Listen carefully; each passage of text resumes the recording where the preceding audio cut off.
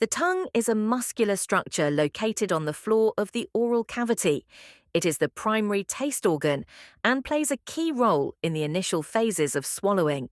There are two groups of muscles associated with the tongue, the intrinsic muscles and the extrinsic muscles. The extrinsic muscles of the tongue originate from structures outside the tongue and are inserted into it. They are innervated by the hypoglossal nerve except the palatoglossus, which is innervated by the vagus nerve. The styloglossus is a thin, paired muscle located on either side of the oropharynx, originates from the styloid process of the temporal bone, and inserts onto the lateral aspect of the tongue. The function is retraction and elevation of the tongue.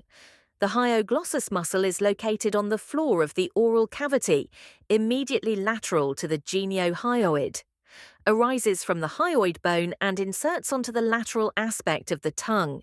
The function is depression and retraction of the tongue. The palatoglossus muscle is also associated with the soft palate and is therefore innervated by the vagus nerve. Arises from the palatine aponeurosis and inserts broadly along the tongue. The function is the elevation of the posterior tongue. The genioglossus muscle is a large, thick muscle which contributes significantly to the shape of the tongue. Arises from the mandibular symphysis. It inserts onto the body of the hyoid bone and the entire length of the tongue. The function is protrusion and depression of the tongue. Intrinsic muscles make up the inside of the tongue. These muscles all work together to produce movements that are essential for mastication, speech, and deglutition.